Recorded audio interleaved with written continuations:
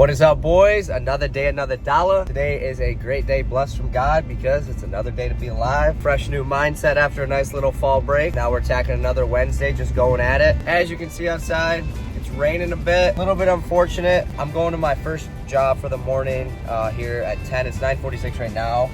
Ooh, look at this little vet. A little cruising up. Thing's nice. A little green. That's the escape and go vehicle soon. So I got this small job this morning. It's gonna be me put down a couple rocks for like 160 bucks. Super small job. Super nice client that, has been, giving me a bunch of services to do for her for the past year. So figured I'd go help her out, get that out of the way for her. I would have had the boys going right now on a different job site, but it's raining. So I'm gonna have them start at around 12 p.m. to 1 p.m. when the rain stops. That's, I believe, like $1,000 leaf cleanup, fall cleanup job. So they're gonna be going on that for a minute today, probably until 4 or 5 o'clock. Then I also have 2 estimates today. Both of them are actually in relation to building rock retaining walls. Super excited for that because we weren't able to get any boulder wall jobs yet. We haven't been able to sell any. Today, we have a beautiful, nice little rainy day. I know for a lot of landscapers that sucks, but I like the rain. I think it's peaceful. I'm super excited for this day.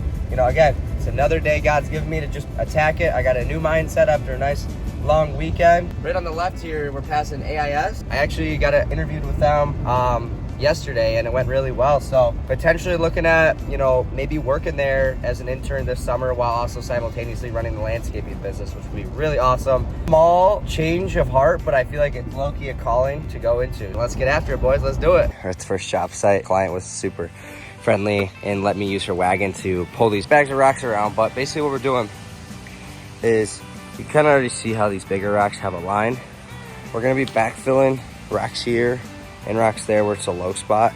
And then I'm basically just going to be doing a small little edge and adding in a really small 4-inch rock border around. And that's really all. So it'll probably take me 30 minutes, 45 minutes. So I'm going to lock in on this. I would get footage today, but it is going to rain. So I'm just going to show you guys the aftermath. So I will see you guys when I'm back. Alrighty, boys, we're back and we are done.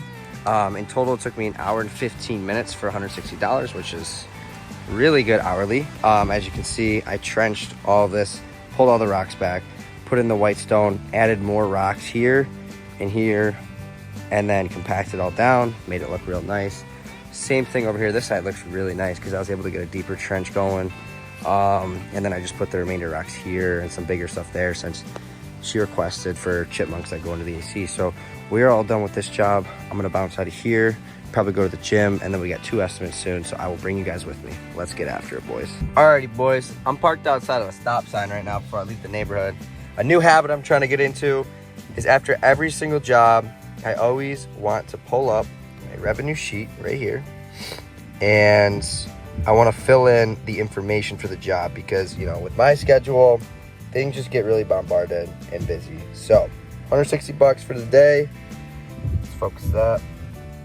Labor cost is 0 because I did it myself. And it took me 1.25 hours. We're done with the first job. I'm going to try to reschedule my estimate for a little bit sooner because it's at 4 p.m. I want to do it at 1 p.m. so I can go to the second one at 2 p.m. so I can have a quicker day. Always want to be more efficient with everything because I do have a lot of stuff going on today because I got to show up to the job site later to be able to pick up the check. We're going to get after it and I'll catch y'all soon. We just did 3 estimates in one go. I'm going to show you guys the first estimate right here. It's all neighbors next to each other from a job that we're going to be doing over there. We did end up getting. So this will be a really fun, easy one. We're removing this old timber wood, removing all this vegetation, going to add in that.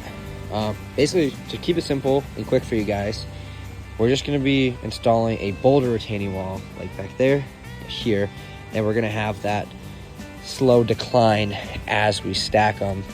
And we're going to remove all this vegetation. So we're just probably going to use the mini excavator for literally the full demo and removal, as well as the rock process. We also had another estimate for a client all the way down to there that I'm not going to walk down, but he basically wanted like the size of a driveway like this, it's all gravel, to be like more extended into the slope so it wasn't so steep. You guys probably remember this job. This is the one we're gonna be doing soon.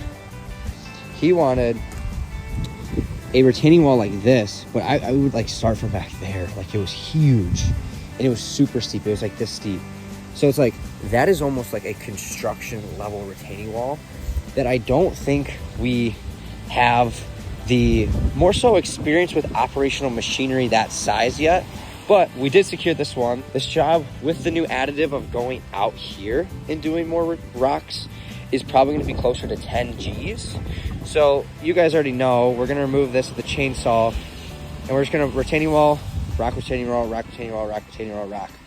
And it's gonna end. I'm super, super excited. I just spent an hour and a half out in this cold, you know, talking. So cold. That one, you know, is our biggest job that I've ever gotten landscaping. I've had big painting jobs in the past, but never a big rock retaining wall. But it's just awesome because I was really sad when at first I didn't think that we were gonna get this job based on the conversation we had over the phone. But then she had me come back out and we talked more and more, and she said, you know, that she loved my character and just the way I present myself. You know, she wanted to work with me and that, you know, she trusts me and she thinks we're gonna do a great job.